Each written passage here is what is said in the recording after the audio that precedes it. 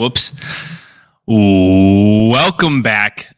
What's good, homies? Welcome back to the Drafts and Draughts podcast. I'm Joe, aka Sultan. Yet again, no Dave. It's Thursday, October 24th, and we are halfway through the fantasy football season. And today we're continuing our series of re-ranking the Dynasty positional groups, and we're going to be going through our Dynasty running back rankings. But before we get to our draft review, let's get to a message from our sponsor. I've got some exciting news. I'm pumped to announce that this episode is brought to you by our first official sponsor, Betstamp, by way of Sign Up Expert. This partnership should open up an incredible opportunity for you to join some of the most reputable sports books, secure the best odds, and even get your hands on some new user offers. Not only that, it gives you, our favorite listener, a unique opportunity to help support us over here at the Drafts and Draughts podcast. This keeps us able to keep pumping out our coveted midseason Dynasty rankings and producing fantasy football content. Now, I got to admit to you guys, even though I'm not a sports bettor at heart, I found this process to be incredibly easy. And once I familiarized myself to each of these sports books, I was able to place a few bets. And as I mentioned last night, I was just able to place a 4-team parlay for this weekend that should finance my next golf trip. And like I said before, should help me acquire some new unranked brews for the draft reviews. Now, how do we sign up? It's a good question. Let me explain. First, you're going to want to navigate to our dedicated page over at signupexpert.com/DD, where you'll land on a landing page equipped with our selection of sports books that are specifically tailored to your region. Each sports book will have a unique offering bundled with its respective sign-up. Click the sports book you're interested in signing up for, follow the instructions, and make your deposit. Once you've done that, you're ready to go. So if you're ready to take your sports betting to the next level and want to help support the Drafts and Draughts podcast, I'd be forever thankful if you sign up for your next sports book through my Sign Up Expert link, which I'll be sure to include in the description below this video. But now it's time for a draft review. Today we've got an old classic. It's called Cisco Brewery's The Gray Lady Wheat Ale with natural flavors. It's a beautiful aquamarine turquoise can with a merwoman, otherwise known as a mermaid, on the front of the can. I think there are some members of our league who may find interest in a mermaid can art. That being said, it's only 4% alcohol, so it should go down pretty smooth. I might just give it a quick chug all the way through on cam right now. Not going to do that because I want to stay sober for the pod, but cheers, boys. And any ladies.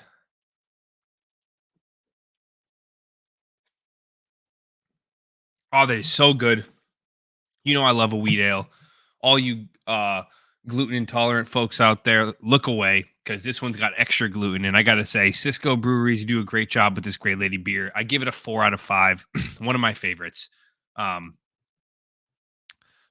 let's move on to the OTQ, the one tough question, and that is, who has been the midseason MVP so far across the RB position? Not necessarily the highest point scorer, but who should we think of as the MVP through the first half of the fantasy season among RBs? I'll give you guys a second to think about it.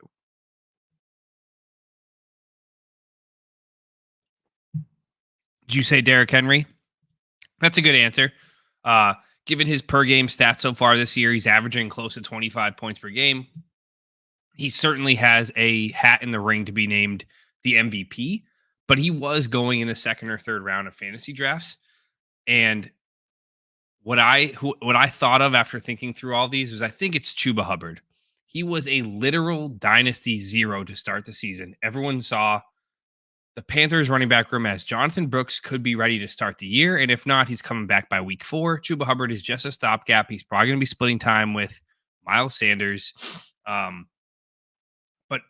And you probably drafted him thinking he'd give you a stable floor until Brooks came back, but he's been anything but that. He's been a ceiling play. He's been a top 5 running back in yards this season, and he's a top 10 running back in points per game. He has been saving 0 RB teams, and I think if I had to name somebody, he is the fantasy running back MVP thus far. But moving on, before we get to the actual running back rankings, I want to talk through a little bit the thought process behind ranking running backs because, as I mentioned in the last series, for quarterbacks, I did like to think of longevity and stability when rating running backs.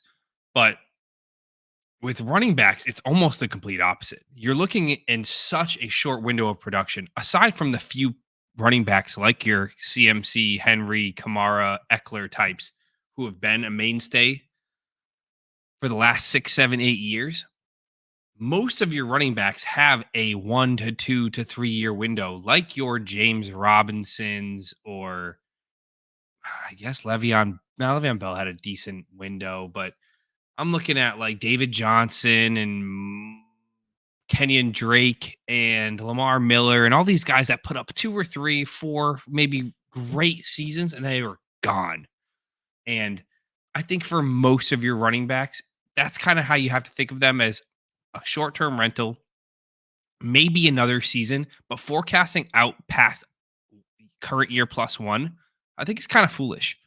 Um, Another part that's going to make this tough is it's so hard to rank running backs mid-season. Um, I think a lot of your productive running backs this year, right now, you have Derrick Henry, you have Aaron Jones, you have Alvin Kamara, you have James Conner. They're all 27, 28, 29, 30 years old. I have a hard time seeing any of them retain value as soon as the final snap of the week 17 matchup games is over. All of those player values are plummeting. It is now rookie draft season. It is now the youth movement. It is now how am I going to reshape my roster for the next year? And it's not by building around a 27-year-old, 28-year-old, 29-year-old running back because they could go to zero. And that's not wrong. Not to mention any injury to those players also sends them to zero this year and into the next year. So I have a hard time ranking those guys in my most valuable running back rankings. Um, the other thing is that going into next year, there's only a handful of running backs I think that are even talented enough to maintain their role going into next year, especially given the flock of running backs in this 2025 class. I would say there's maybe 10 running backs that I can safely say should have either still the lead role or maintain their role, meaning even if they're in a part of a committee backfield, it shouldn't change going into next year. That doesn't mean 20 running backs are losing their role. It just means I don't know which 8 to 10 of the running backs uh, of the additional 20 are the ones that are going to lose their roles. And I'm not going to try to forecast it. So I'll just fade all of them.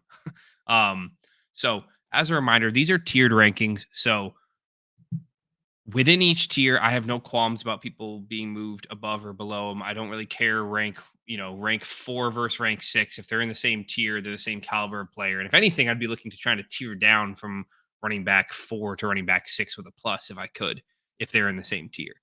That being said, let's get on to the running back rankings. So let me present. I actually found the exact same running back tier website that we used for our running back rankings this summer. So it still has the same names over on the left here, but I'm not gonna don't abide by that. It's just elite RB1s, RB2s, and RB1 upside.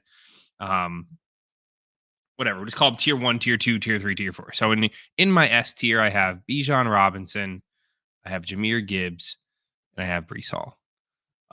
You can feel free to flip those in any order you want. I think not much has changed in the top 3.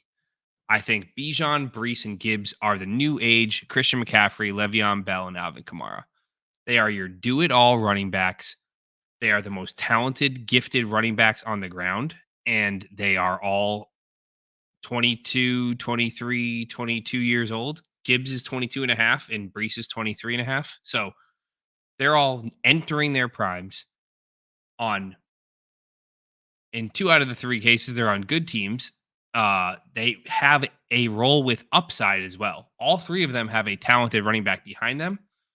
Um, they've all had their share of underwhelming games so far, but that's the way of running backs in today's day and age. Gone are the days of your bell cow backs. Most running backs are in committees, but what you can say is in the event that David Montgomery goes down, Jahmyr Gibbs is the running back one projected for that week. In the event that Braylon Allen goes down, Breece Hall should be projected for the running back one for that week. Same with Algier and Bijan. They all have showcased elite pass catching upside. They are elite tackle breakers. They are elite between the tackles runners. They all have elite speed. And despite having the more physical secondary backs or RB1Bs on their team, Monty, Algier, and Braylon Allen, they're still earning goal line carries to the point where we can trust them at any given time to drop a 30 bomb for us, which gives you that week winning upside where, of course, there are plenty of running backs that have week winning 30-point upside. These are the guys that I think should have the easiest time getting there. So nothing has changed for me in my top three. There are my top tier, 6 months ago, and they're still my top tier. The next tier here is where you start to see some movement. So my next tier, I have Kenneth Walker, Devon Achane, Jonathan Taylor, Kyron Williams, and Saquon Barkley. So 4 through 9 is Ken Walker, Devon Achane, Jonathan Taylor, Kyron Williams, and Saquon Barkley. Ken Walker is the real deal. He's the first one I want to talk about here. He was obviously drafted first and foremost for his rushing ability, which he's showcased at an elite level. He has as good a chance as anyone at turning any rush into a touchdown, whether it's through his breakaway speed once he gets a hole and gets to the second level of the defense, or when he gets bottled up and he bounces it to the outside just to house it. He's everything you can ask for out of a lead back. And I think the only concern with him in the preseason or in last year's season 2 was he's never showcased the ability to be a pass catching running back. And then when they drafted Zach Charbonnet, we thought there would be a bit more of a committee where Zach Charbonnet had showcased his pass catching prowess in college and at the NFL level. But my God, Ken Walker has far exceeded expectations so far this year. He's averaging 5+ targets per game, which is top 5 in the league through the first 7 weeks, and a 74 PFF receiving grade, which is number 10 among running backs. He's turning into a true bell cow, and I think the only thing preventing him from being in that elite tier is just time. Just show me it for another legitimately 3 to 4 weeks. Just maintain this role, and I'll put him right up there next to Bijan, Gibbs, and Breece. He is averaging a higher points per game total than all 3 of them right now, but he's also never before this averaged a higher point per game total than those 3, which is the only reason why I'm reluctant to put him in the top tier. And that's not to say that I don't think he can get there. I'm just trying not to be too persuaded by a 7-game sample size. But what's important to mention is that with Ken Walker, we see plenty of other highly drafted running backs, just like Ken Walker, who was drafted in the 2nd round. I'm looking at, excuse me. I'm looking at Bijan, Breece, ATN, Najee, Rachaad White, all of them drafted in the 1st round or on day 2, unable to prevent their backup running backs from getting on the field. We're all seeing Algier, Braylon, Tank Bigsby, Jalen Warren, Bucky Irving get way too many touches for our liking to the point where we have some reason to knock those down a peg. There's no reason to knock Ken Walker down. If anything, I think I'm talking myself into. I think I'm ready to put him up there. Ken Walker is an elite tier. I don't know why I didn't have him in there. I just talked myself into it. Ken Walker is in the same tier as Breece, Gibbs, and Bijan.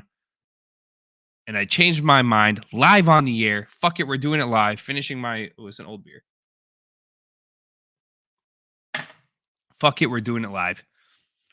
All right, so now my second tier, my numbers 5 through 8 are now Devon Achane, Jonathan Taylor, Kyron Williams, and Saquon Barkley. I think this is a really unique group bundle of players because I think this one can truly be put in any order because you have the 27-year-old historical freak show, Saquon Barkley, who came off 3 or 4 relatively down seasons due to injury and just lack of supporting cast in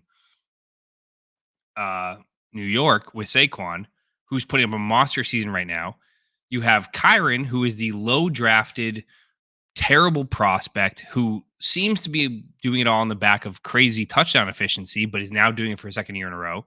You have the former top heavily regarded prospect in Jonathan Taylor, who had one fantastic, amazing RB1 overall season, but was the lowest RB1 overall season in fantasy history, to the point where he seems more like a volume play than a explosive play. Of course, he's explosive. I'm not trying to take that away. I'm just saying he's not the Bijan Gibbs Brees level explosiveness. And you have A-Chain, who's the complete opposite of that, where he is the small sample size, but yet massive monster upside king of the group.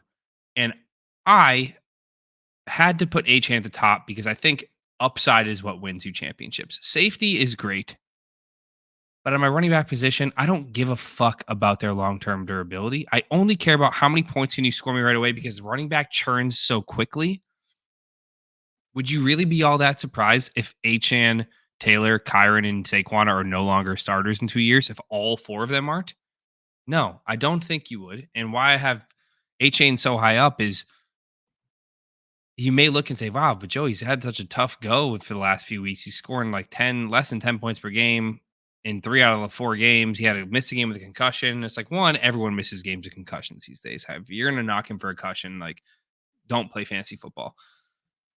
But Devon Achane, prior to the Tua injury, was averaging 23 points per game in 10 points per game without. It's safe to say he's not the type of running back who's going to do well with stacked boxes, but QB play is so important. The threat of a downfield pass, explosive play, the threat of a quarterback burning you over the top is so important and crucial to a running back success. And Achane is feeling that right now. Look at like what's happened to Najee in his first game with Russ. His first game, where he went from like 65% of the time facing a loaded 8-man box to a 40% of the time facing a loaded 8-man backs, he put up his first 100-yard game of the season, and like probably in the last 2 years. I'll find the actual stats for that if you want it. Just make a comment in the video, and I'll be sure to post it. The stats. I saw a cool tweet, but Achane is just a cheat code in the making. I found this awesome tweet right before we went live, so I didn't have it in the show notes, but it's by a guy named Jake Tribby on Twitter or on X, and he said Devon Achane's fantasy scores in PPR in games where he has earned 10 or more carries with or 10 or more touches with a healthy Tua Tagovailoa under center. 51.3, 21.5, 25.3, 23.7, 13.1, 23.0, 29.5. An average fantasy points per game of 26.8 points, which would be the highest points per game total in the last 5 seasons and the 10th best running back season of all time. I find it hard to believe there's been 9 more seasons that average more than that. I'm guessing peak LaDainian Tomlinson and Sean Alexander's 30 touchdown season, and maybe Jamal Charles' big touchdown season, but I can't imagine there being that many more seasons. Long story short is, over the last 5 weeks, Achane's been getting 15 to 20 touches per game, but it's on an offense led by Skylar Thompson and Tyler Huntley. Those aren't going anywhere. Teams are able to game plan Achane out of the game, and I think you're going to see Achane's stock start ticking back up when it comes back. But yeah, moving on to the next one is, let's talk about Kyron. He's the biggest mover of the group. I had him faded down around running back, I think 12 last time we had this, and now I have him all the way up to running back 7. He's just fucking good, man. With the emergence of all these committee backs in backfields, think about what I said about Ken Walker. His ability to keep Charbonnet off the field is super fucking impressive. The fact the Seahawks think they have to have Ken Walker on the field to win is such a credit and a kudos to Ken Walker, and the same can be said for Kyron. The fact that they have such a highly regarded running back prospect in Blake Corum, who was drafted pretty highly, I think in the 3rd round, and Kyron is keeping him off the field. You can't ignore what Kyron's doing anymore. He scored a touchdown in something like 10 straight games. He's certainly not as efficient as he was last year. The Rams aren't as good as they were last year now that they don't have Kupp and Puka active, but Cooper Cup's coming back this week. Puka Nakua could be back as soon as the following week.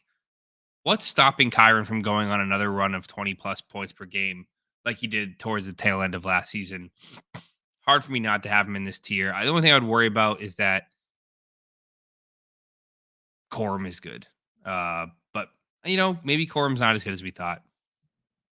The other one here is that I wanted to touch on was Saquon, which we did talk about. He's the only one over 27, over the age of 25 years old that I have in the entire first top 10 picks. He's the same archetype as a guy like Derrick Henry, CMC Kamara, that he's talented enough to play until his age 30 season. And I would expect him to play at an uber elite level in that Eagles offense as long as AJ Brown and Devontae Smith are active for at least the duration of this season. And it's hard for me to believe he won't be just as good next year. I think where it gets sticky is when he's going into his age 29 season and Devontae Smith and AJ Brown and Jalen Hurts are all coming up on contracts. Do the Eagles say, see you later, Saquon? Do they let some of those receivers go? Is there some lineman issue? Do things start to fall apart around Saquon where, is it better to get out from Saquon earlier than later? Is it better to move on from Saquon in the offseason this following year? I don't think you're going to get as much value for him in the offseason as you will in the middle of the year right now. But I would just keep all that in mind. It's a reminder to look at contracts, especially with running backs, because they're such fraud contracts. They get cut any moment. If I was a Saquon holder, I'm probably looking at moving him early next year. If I'm trying to get out and I see my contender window closing, I wait till the beginning of next year and I sell him. But if I'm a contender now and next year, I'm holding him. I'm riding it out. Look at those contending Henry rosters. Those Henry Kamara teams that were like, man, my team's fucked. I'm going to try to sell Henry and Kamara. And all offseason, they only got offered mid-seconds for him, and they held them instead. And now they're kicking the league's ass. They are probably at the top of your leagues. And I'm going to guess your Saquon teams are going to be the same way next year if they're unable to move in the offseason.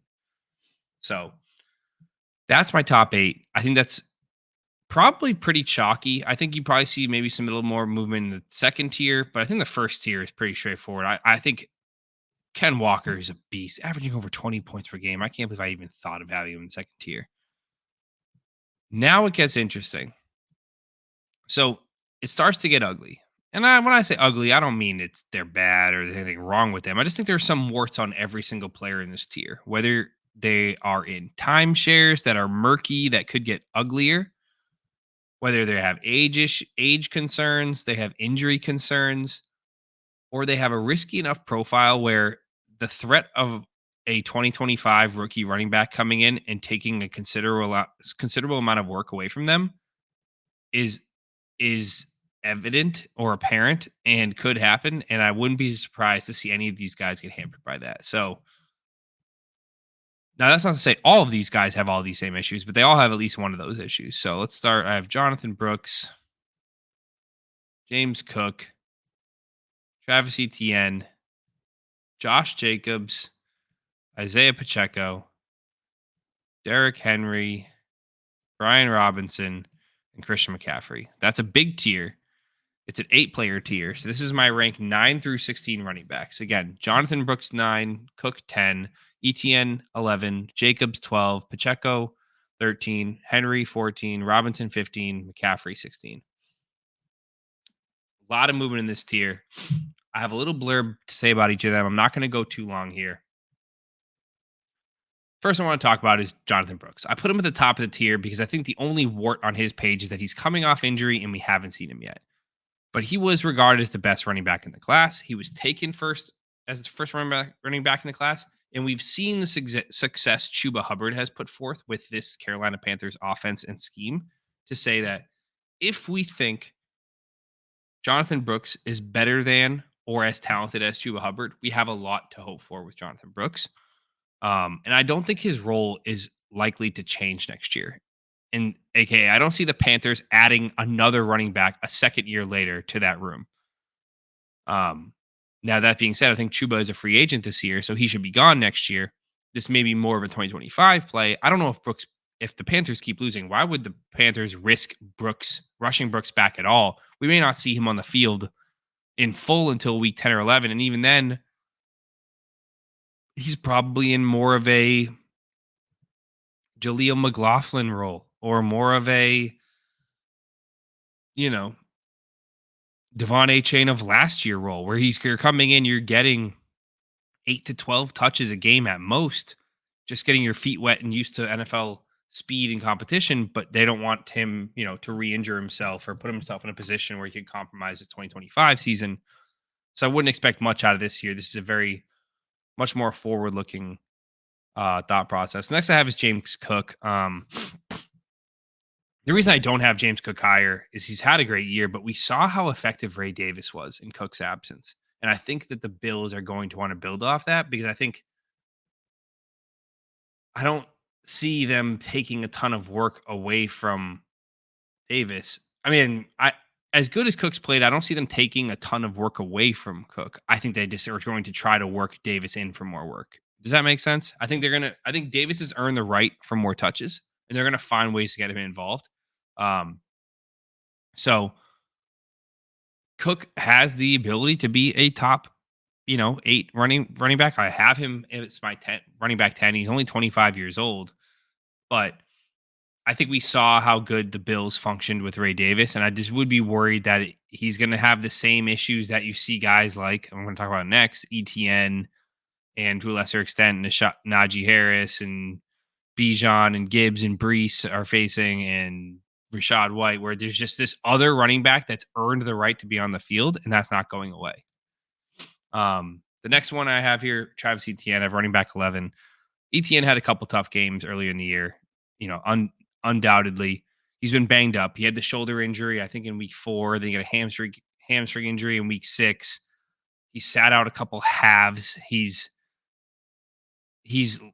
not put together that big stretch of explosive runs or touchdown upside that we got a majority of last year. But he's a former first round pick in the NFL draft. He was a top 5 fantasy back last year. I don't think he's going anywhere. But Bigsby has undoubtedly earned his touches, and he's going to see more work than anyone would like. I think the Jags backfield is going to be annoying. I do think Bigsby has done a lot of good things, especially given how awful he was last year. He was like statistically the worst running back in football last year between not only his ability, but his turnovers.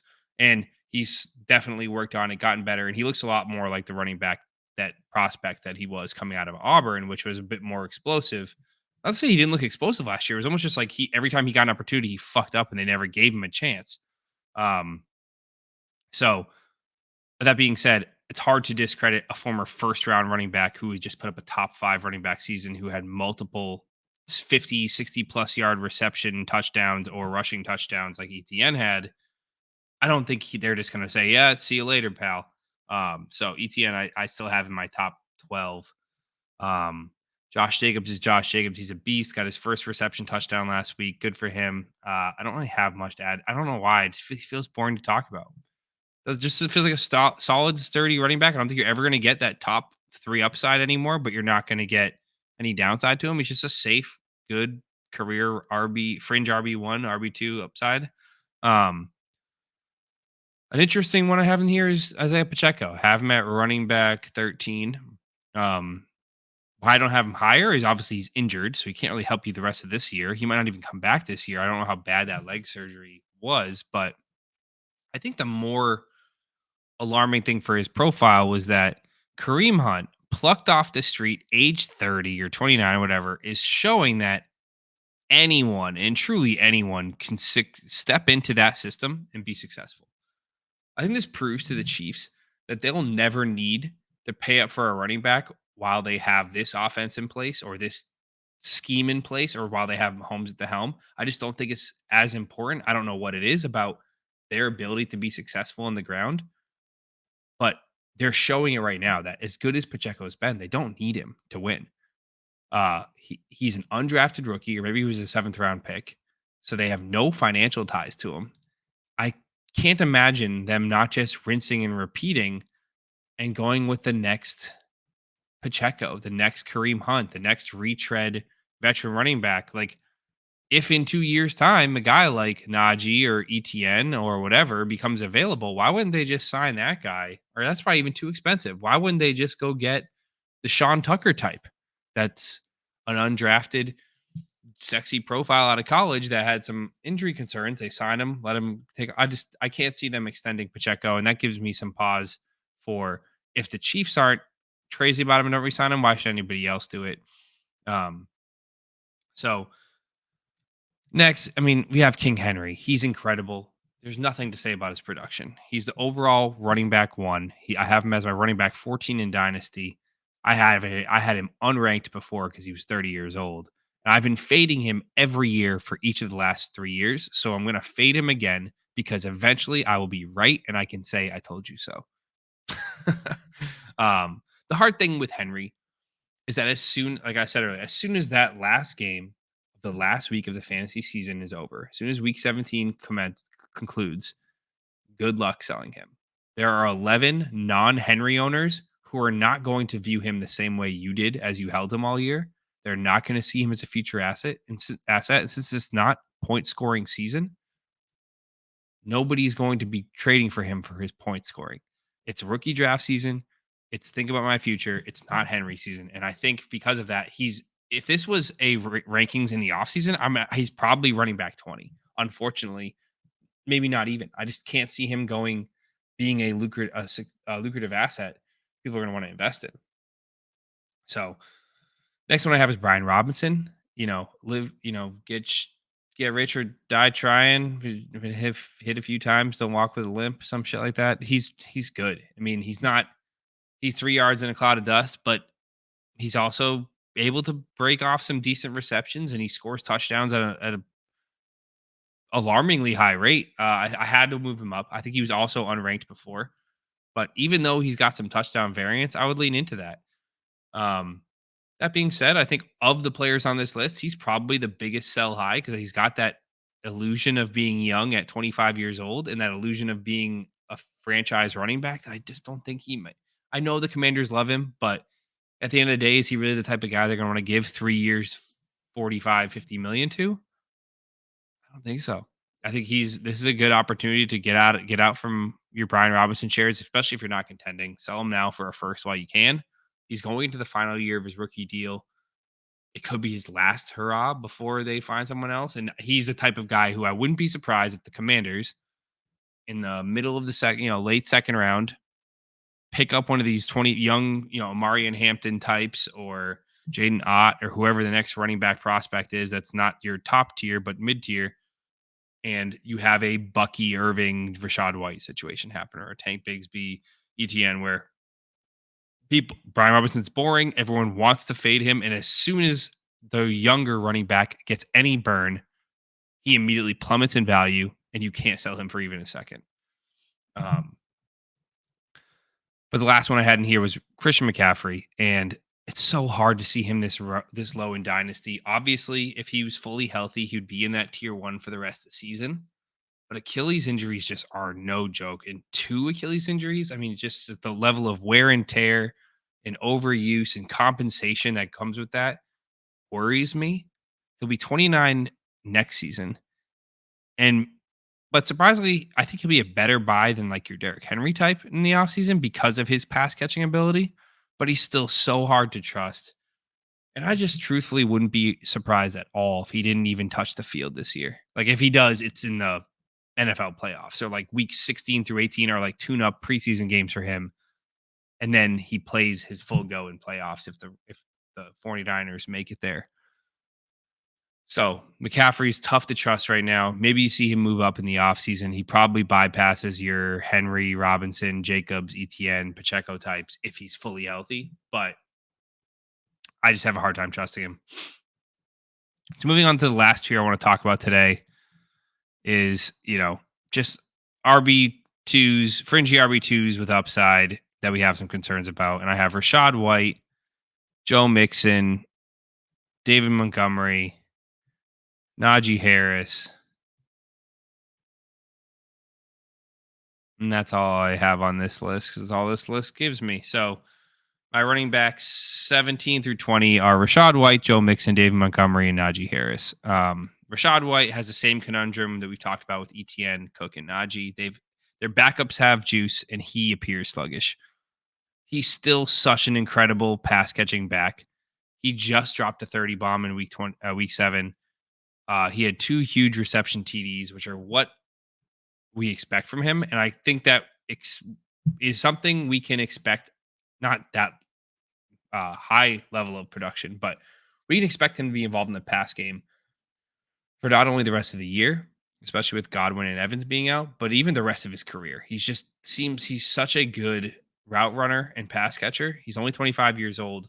I think he's actually a decent buy low candidate. I think you can get him for probably a second round pick, or even flipping a guy like uh, like a Najee Harris for him, or a Javante, or whoever.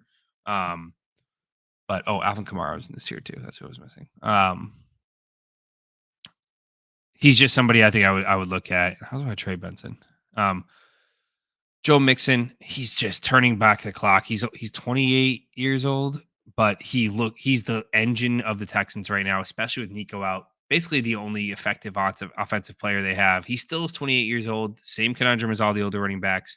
He's going to be a less notorious name for being a superstar at age 29, which makes him not exactly a dynasty asset, but he's so productive, especially for a win now team. Same with David Montgomery, who's actually younger. He's 27 years old, just signed an extension with the Lions. He's going to be there for another 2 years beyond this year. He is the peanut butter to Jahmyr Gibbs' jelly. He's so good and so stable. And I think he's so cheap that I think he's the type of guy running back I'd kick the tires on. Najee is finally showing signs of life last game, and I wonder if having Russell Wilson as the quarterback is going to unlock Najee as a rusher. I'm willing to put him in my top 20 for that reason, and willing to kick the tires on him. If I can buy him for a second, I 100% would. I think that's kind of what he's been going for. He just went for a second in one of my random Superflex leagues. So Najee, uber inefficient on his, cheeseburger Eddie Lacy arc, his Trent Richardson arc for most of his last couple of years. But could this be a resurgence on a Russell Wilson led passing threat offense where the defense can't load the box? I mentioned that with Achane. I think the same could be true for Najee. Alvin Kamara, he's old. He's 28 years old, I think. Do I have right here? Alvin Kamara, 29 years old. Just signed another extension with the Saints, but he's put up a 40-point game, multiple high 20-point games. He still has it. This offense is dysfunctional right now with Derek Carr injured, which is making it tough for us to rely on Kamara. But he's still showcased that he can be a pass catcher, and getting the extension is huge. That shows you the team is willing to invest in him, and that they've now seen Kondre Miller play, and he is no threat to Alvin Kamara's touches. Kamara is someone that I could safely also say if you could buy for a second contender and you need a running back, why wouldn't you do it?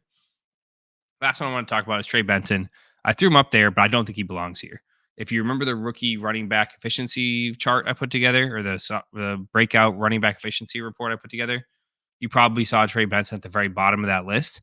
He has been struggling in every single efficiency metric, and any talking head that you see on Twitter that analyzes film will say, man, he just doesn't have the NFL running back vision. He takes the ball, runs up the gut, runs into his lineman's back. He's a butt runner. He's not the type of guy that I feel like we thought we were getting. That's not to say sell at all costs. I just think temper your expectations. If he goes out and has a slower career path to where he becomes this circumstance dependent running back, if 2 or 3 years from now the Cardinals have drafted a incredible offensive line and Kyler has turned into a prolific passer where defenses have to respect the pass, you could see Benson explode in some games because he has that straight line speed, because he has the athleticism to make people miss. He can be a good fantasy producer. I just don't think he's a fantastic running back that we thought we were getting when we might have spent late first, early seconds on him. So there's plenty of good running backs in the league. I didn't mention a bunch of guys. I didn't mention in the list. I didn't rank the guys like Irving, Bigsby, Warren, Chase Brown, J.K. Dobbins, all these guys who've seemingly emerged as potential or even already now leading rushers for their teams, like Dobbins. Uh, I don't have enough, haven't seen enough from them to really put them in my dynasty assets categories yet. I mean, some people, if you want to move them up after a few games, by all means, I don't think there's anything wrong with it. I just am reluctant to do that unless they're 50-point games like Achan was doing. I don't think 24 carry game with 2 touchdowns is enough for me to say, yep, Tank Bigsby is a top 15 back. I don't think 2 really good explosive games from Bucky Irving is enough for me to say he's there yet. I think they both have paths to get there. And I think they're if you can buy either of them for seconds, I think it's worth doing. Because what else are you hoping for out of a second round pick but a path to being the lead rusher, a path to beating out their primary back? But to pay a first for that guy, I think you have to already have the role. I'm not spending a first on a guy who's not the RB1 of their own team yet. Other guys like DeAndre Swift having a decent stretch, but even the beginning of the year, he looked awful, atrocious. Not the type of guy I'd want to be spending a draft pick on. I shoot a lot higher than that. So that's my running back ranking so far. If I missed anyone or I put somebody where you don't think they belong, feel free to let me know in the comments. If anything, I encourage it. Would love getting some comments. It keeps me going, knowing that you guys are thinking about me and commenting on me. So appreciate all you guys and appreciate the thumbs up. So that being said, peace.